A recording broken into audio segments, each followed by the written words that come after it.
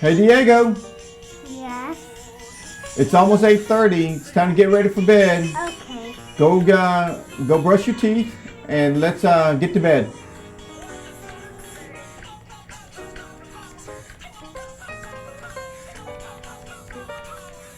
Hey Diego, Yes.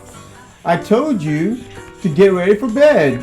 Go brush your teeth, put the phone up, and get to bed now. Okay.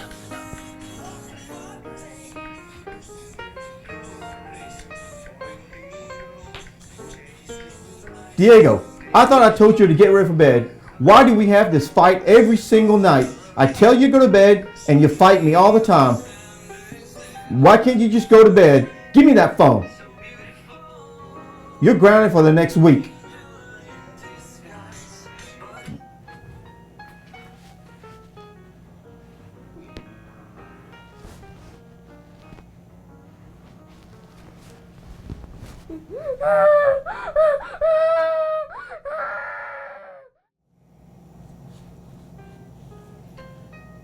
You know, Diego, I want to have a good relationship with you, and I don't like fighting with you at all. And we seem to be fighting every single night about you going to bed. I don't like to fight anymore. Let's not fight, okay? Okay. I tell you what, this is what I would like to do. From now on, I'm not going to tell you when to go to bed anymore. What do you think of that? What if I want to go at bed at midnight? You can go to bed at midnight. Here are the rules though. At 8:30, you have to be in your room, but you still don't have to go to bed. But you do have to be quiet and you do have to respect other people going to bed. But at 6:30, that's when we all wake up. So we expect you to wake up like every other morning at 6:30 and be ready for school. Is that a deal? Deal. Okay.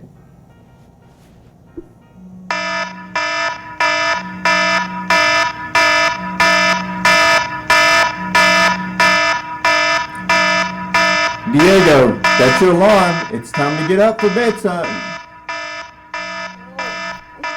I don't want to go to school. My head doesn't feel good. My stomach doesn't feel good.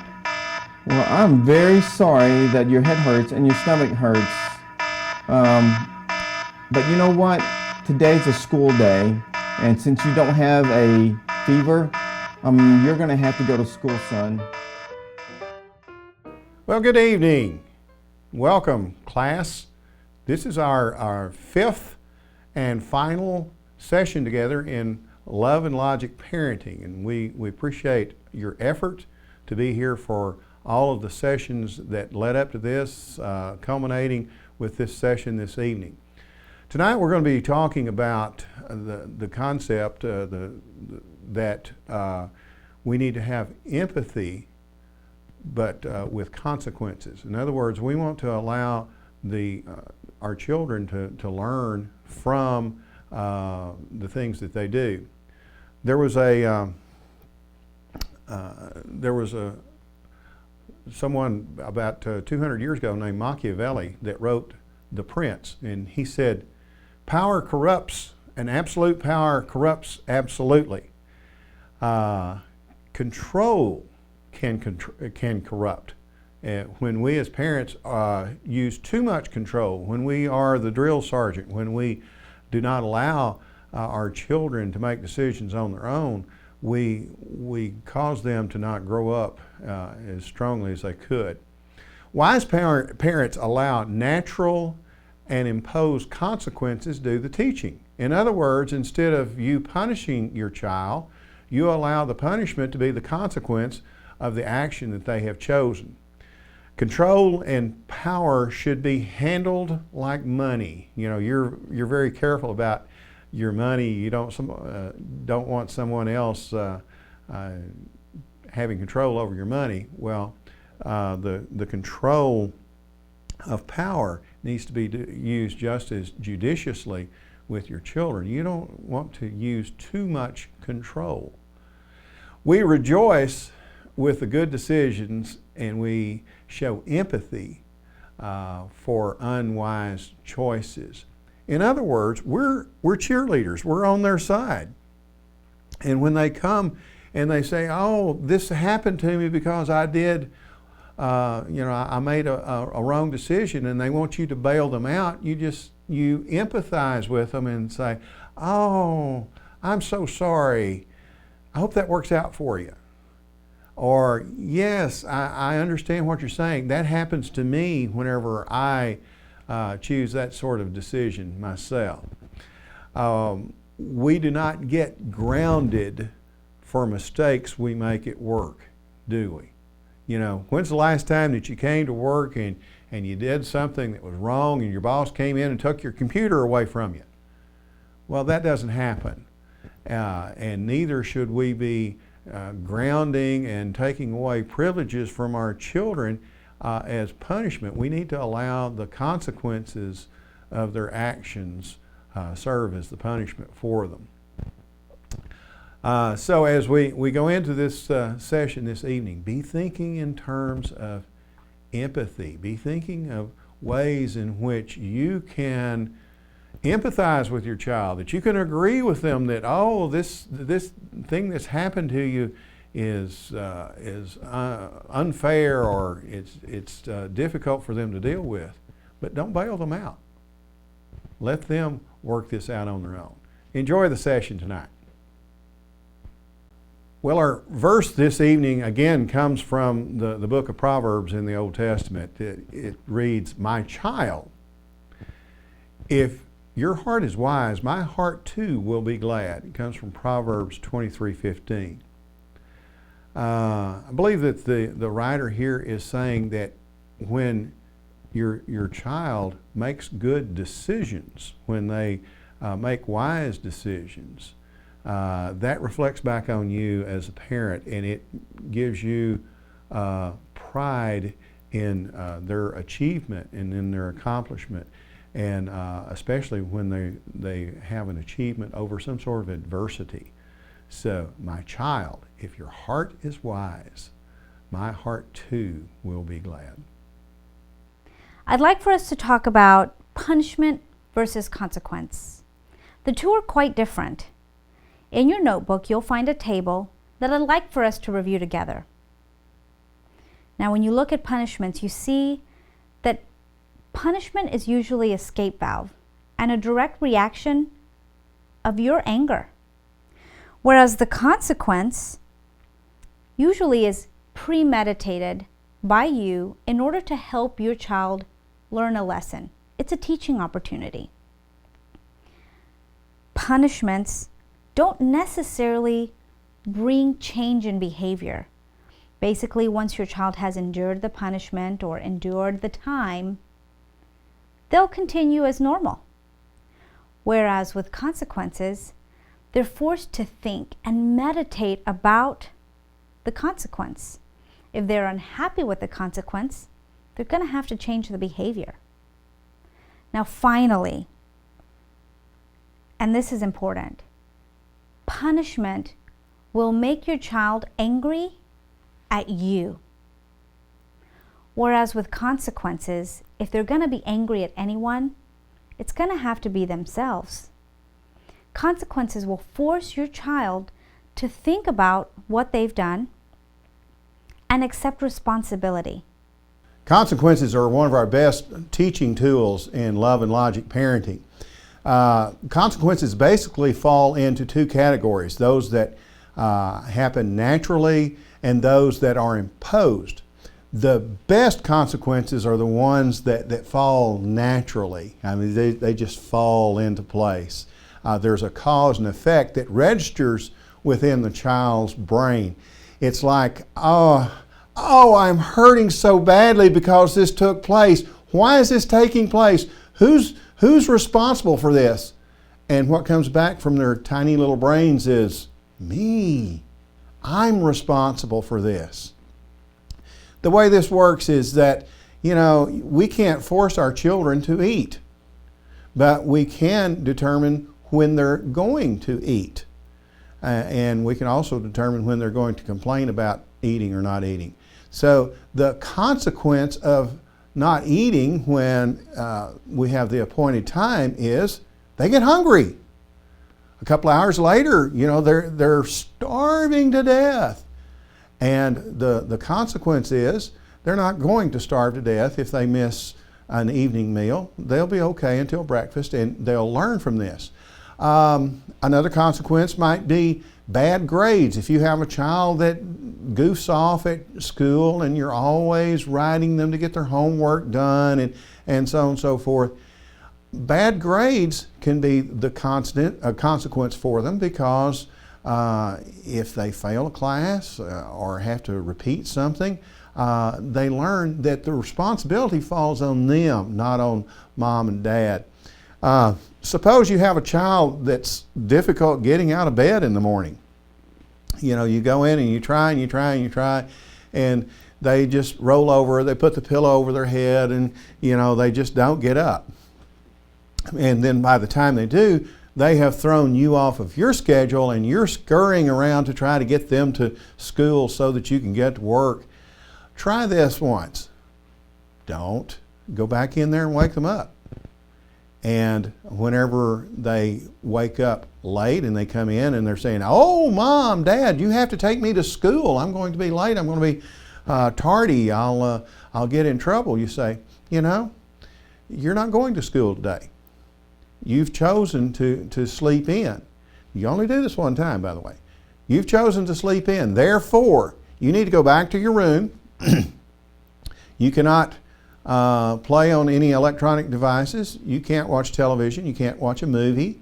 You can't talk to someone on the phone. You have to be in there in your boring room by yourself.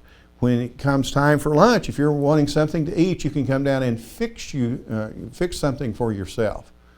And you're not to come out of your room until school is out. And then the next day, when they are getting ready to go back to school, you don't write a note for them saying that little Tommy was sick. They have to face the consequences of missing school. Without the company of parents and others around to nag our children, they become unhappy.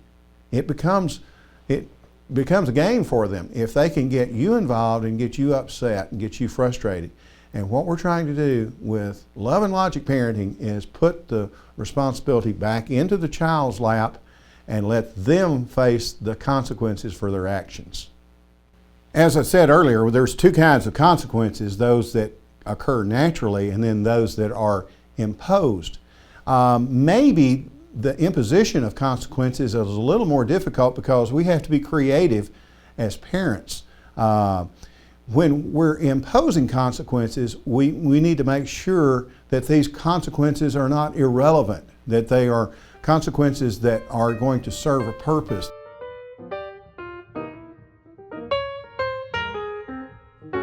For best results, it's best we follow a recipe. So I'm going to provide you with a recipe to have success with consequences. No anger.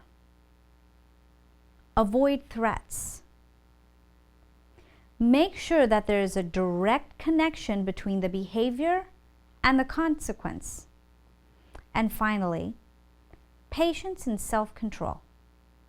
It's important to understand that your child may not learn or change overnight. They may mess up several times, suffer consequences several times. But ultimately, if you follow these 4 steps, you'll have success. One of the most important things about trying to connect consequences to actions is that consequences do not have to be immediate in order to be effective. Well, what do you mean by that, Bert? Well, I'll explain. When my children were smaller, they're adults now, but I can remember when my oldest daughter was an early teenager, there was a problem with her staying on the phone too late at night. And I caught her after we'd all gone to bed out in the hallway talking to one of her friends on the phone. And I took the phone away from her. This is back before the days of cell phones. And instead of giving her an immediate consequence, I told her I would think about what would take place. Well, I didn't tell her the next day at breakfast, and I didn't tell her the next evening at dinner. It wasn't until the next day, and by then she was almost in a panic, not knowing what sort of consequence there was out there for her. Sometimes they're most effective after the child thinks they have gotten away with it. Think back to a time when you had to take a test, and it was an essay test, and you looked at the essay question and you just froze because you couldn't think of anything to write down immediately. Sometimes rearing children is kind of like that essay test, in that something will happen and we don't have an immediate response that's positive. We can't think of something that's real smart and loving and logic parenty to say at that time. So a good consequence does not always pop into our brain right when we need it. That's why we need to prepare for situations that might take place. Delaying consequences allows us time to consider the best actions. It also gives us an opportunity to consult with others, specifically our spouse. Maybe our child has done something for which we think they should receive the consequence, but we're not really sure what that consequence should be. Rather than blurting something out that really doesn't make a lot of sense, talk to your spouse about this, or talk to someone, another adult that you respect, and get some ideas and make sure that the consequence that they receive is worthy of the action that they performed.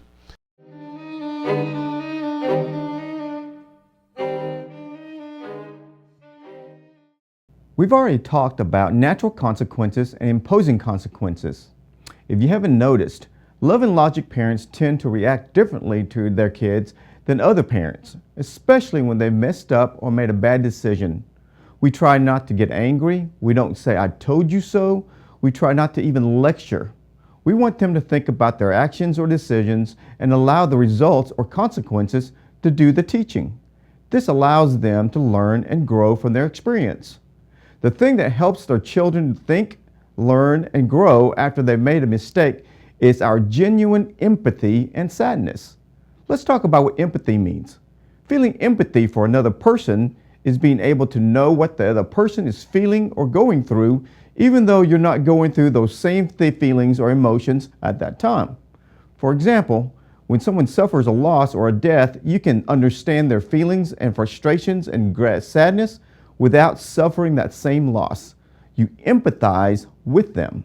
The reason for empathy is our love for our children and our relationship with them.